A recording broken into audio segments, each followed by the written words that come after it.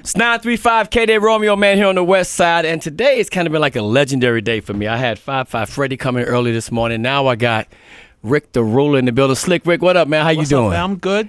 So LA. You out here on the west side. Yeah. And it's for a reason. Right. Because apparently time is just flying by. True indeed. And we have our 30th anniversary. Is that what we're talking about right now, Yeah, Slick Rick? Yeah, right now, 30 years since I made the Great Adventures of Slick Rick. Yeah. So it's like the 30th anniversary. So, you know, just out here doing that nostalgic thing for the peeps, you know what I mean? We re-released it. You know, just go get it. Nostalgia, you know what I'm saying, fam? Got to go back and get that, man, because so much history is in that record within your career has created so much history for hip-hop. And it's going down to Amoeba today, 5 o'clock, right? You can go do the signing.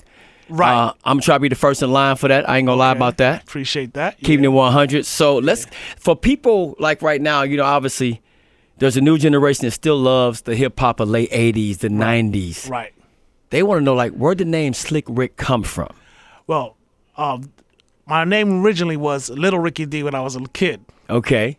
It's like Miles Brown or something, you know what I mean? Yeah. And then as you got older, Little Ricky D didn't fit, so I called myself MC Ricky D. Okay. So then when I got with Dougie Fresh, he came up with the name Slick Rick. Oh, so he's responsible for that. Dougie was responsible for the name Slick Rick, so I just ran with it, you know what I mean? So it's like Slick Rick, MC Ricky D, both, you know? And then Slick Rick just took over, you know what I mean? And you and Dougie Fresh, where'd you guys meet at? How'd that even get started? Well, we met at, well, Dougie was already an established artist, so he was performing at this place called Escape Fever once in the Bronx. And I met him there, and I was trying to, you know, do my little, yo, you should put me on, you should hear me, you know the routine. So then nothing happened that time. So the next time I saw him, we was at this rap contest, a rap battle. He was one of the judges. So my friend was in the competition and he invited me on there with him. So we pretty much did our thing, you know what I mean? And Dougie Fresh noticed me. Now he really noticed me. And he was like, you know, I should, you know, do what you just did with me when we move and shake on my stuff. Yeah. So I just did it with him, and then we created, that was Lottie Dottie type of stuff like that. Oh. And then, you know, we started taking off, and then he made it into a record with the show, and then it was no looking back from there. You know? None at all, man. Slick Rick hanging out with the KDay Morning Show, and like, there was a debate growing up with me and my homies in the hood. Slick Rick, you know what I'm saying, children's story. Then you had Melly Mel, the message, because when you guys, what you put on wax, like we could see it. Right. I felt like I was a drone seeing the little dude running. You know what I'm saying? Right. You know, that's how powerful it was. Like, when did you know you wanted to do what you do, Slick Rick? Well, when people told me that I was good at telling stories in rap form and poet form, you know, you just grab onto that niche, you know? Yeah. And plus, it was fun to me. I always liked to tell stories before hip-hop came around. And when hip-hop came around, I just turned it into rap. It's almost like the beginning of one of those Eddie Murphy comedy shows. It was Raw when he was entertaining his parents, the adults in the living room.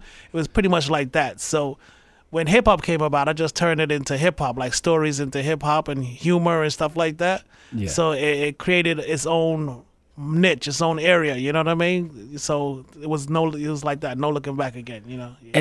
But then again, I feel like every rapper has a story to tell, but some it's just so clear. Right. And that's what like solidified you and made you that dude, you know what I mean? Thank you, man. And we really appreciate what you're doing for hip hop. Once again, Slick Rick hang out with the KDay Morning Show. It's going down today, 5 o'clock in Hollywood. Amoeba want to get to that record store, 30-year anniversary. Right. Time flies when you're having fun, when you're doing what you love, right? Exactly. Now, before you came up today, Manny and I, we were just going through all the people that said Lottie Dottie, that said TikTok, you don't stop. Like, man, if you got a check every time somebody said that, did you imagine what that check amount would be? You know what I mean? Yeah, true indeed, true indeed. But I think that says a lot about just how powerful your words are. Right, right. That people want to use them. You see, back then, like you were saying about the Melly Mel song and stuff like that. Yeah. We didn't have no music around our words, so it was easy to sample. Like if you created a new song of your own, and you didn't want no instrumental conflict, friction, messing up your melody, you need to sample stuff that didn't have any music around it. Yeah. So it came out. So that's why a lot of people used it. Plus, it's like the catalog of hip hop. You know what I mean? Really so it was easier to sample and stuff like that. Yeah. Well, let's go through a journey with Slick Rick. The first time you did a show out on the West Coast, do you remember that? Ooh. Was it like a fresh tour? Way back. I can't. Yeah. Or the first time you left the country, like, yo, now I've done it here. Okay. First time I came out here, I remember meeting Ice-T and them way back, way back. You know what I mean? He had this black guy was like his homie that used to roll with. They used to wear fur coats and stuff. Mm-hmm. And I think that was before NWA. You know what I mean? Yeah. And that was pretty much as far back as I could remember. Yeah. You know what I mean? I remember one time we did a show, and the audience rushed the stage for some reason. Everybody had to fly into the bathroom, and security, everything was just kind of chaotic. You know what I mean? Yeah. And you know, that's my earliest memories of you know, flying to this side of town. You know, I mean, I've been to like England back then in the days. Yeah. You know, coming from the Bronx to England, you know, all that type of, you know, on the merit of your music, not, you know, just because you was born there and stuff. Exactly. So, and I've been to Amsterdam and Australia, you know, traveling now, because hip hop is like the voice of the entire earth now. You know what I mean? Is, yeah. Even if you can't speak English, it's the vibe. It's the melting pot of the earth. You know what I mean? So it's all about putting the right people in front of the pulpit to speak for the entire planet, the entire race, sexuality, all that. You know what I mean? Exactly. And,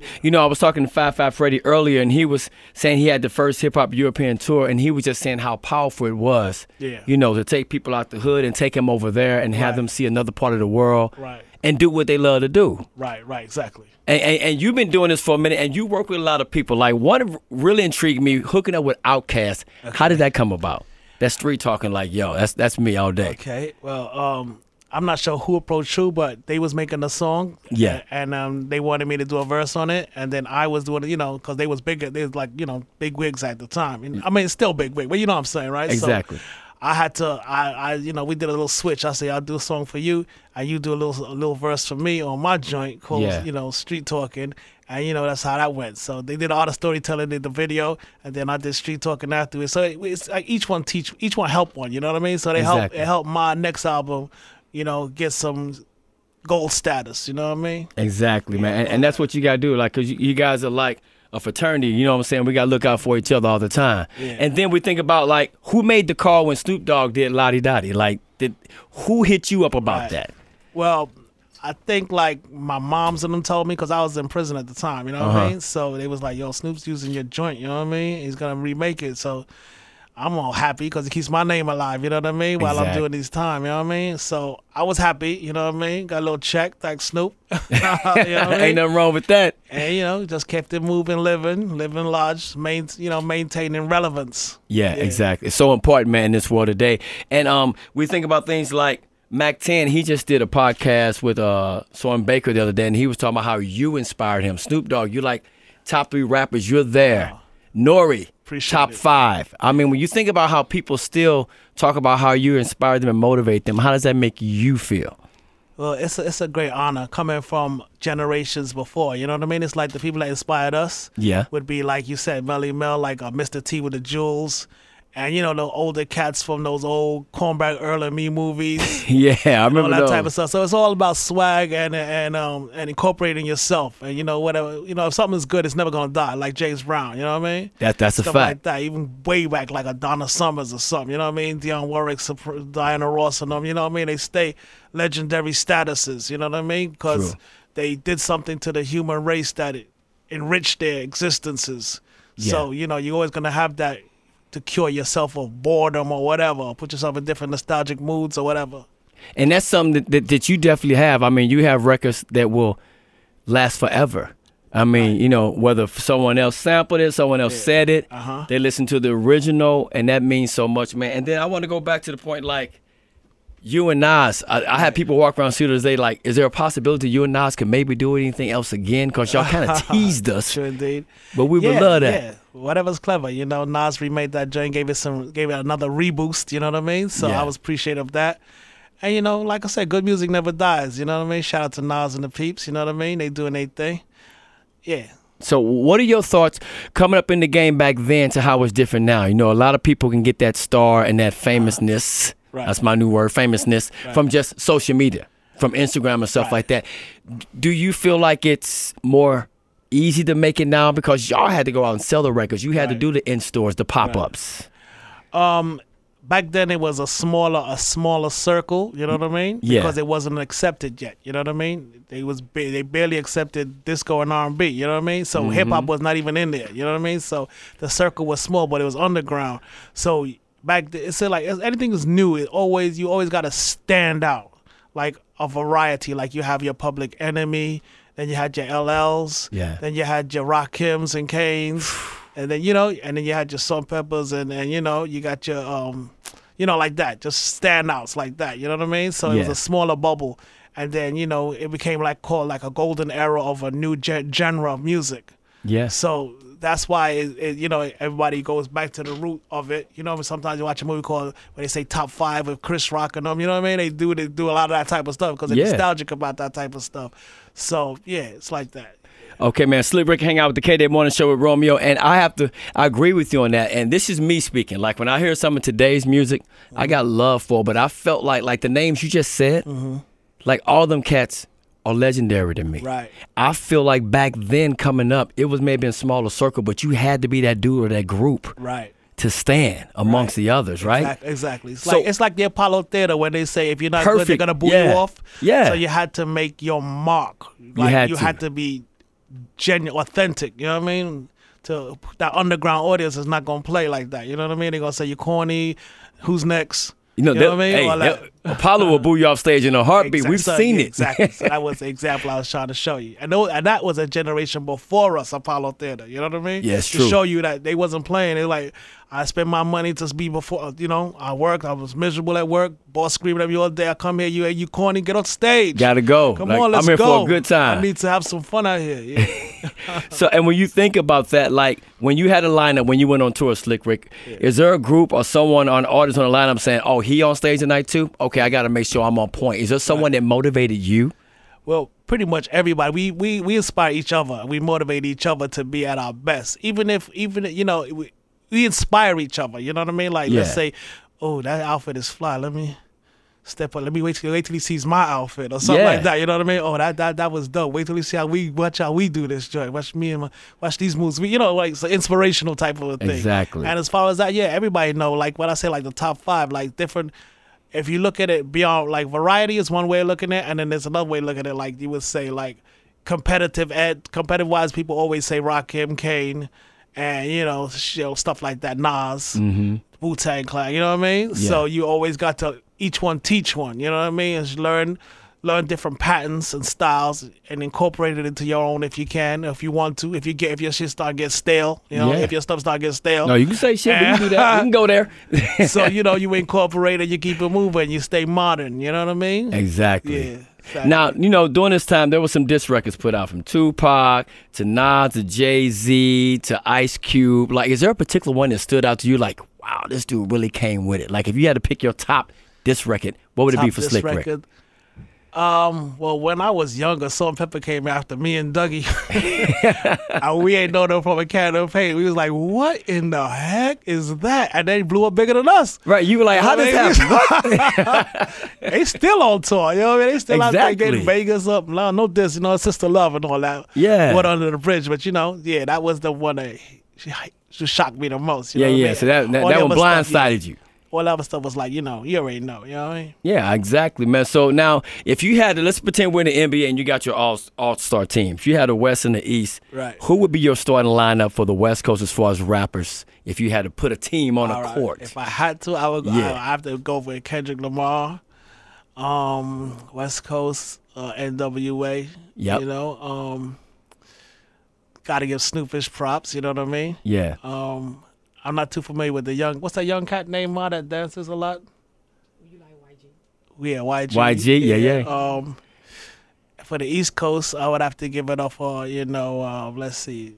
I'll give it up for Jay-Z, you know what I mean? Nas, Kane, Rakim, KRS. Oh. Missy, of course, Missy Elliott, Busta Rhymes, different varieties, you know what I mean? Exactly.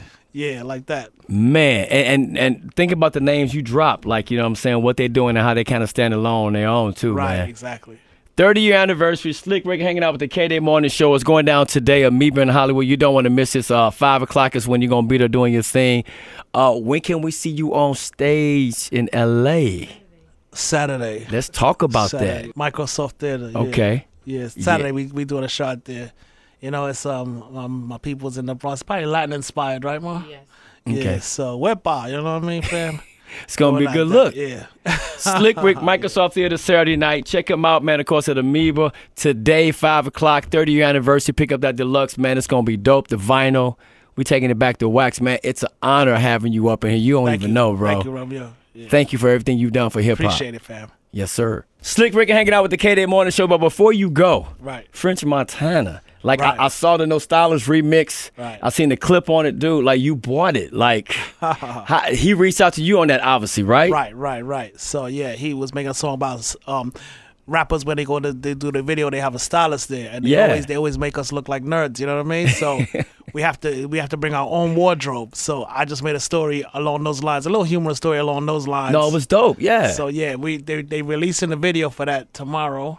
Yep. And we got some new stuff too on the album that we just re-released. You know what I mean? 2 new joints. One called "Can't Dance to a Track Ain't Got No Soul." Okay. And another one, you know, some old Salt and Pepper old day stuff. You know what I mean? No Yeah. Diss to the Sisters. You know, Water Under the Bridge.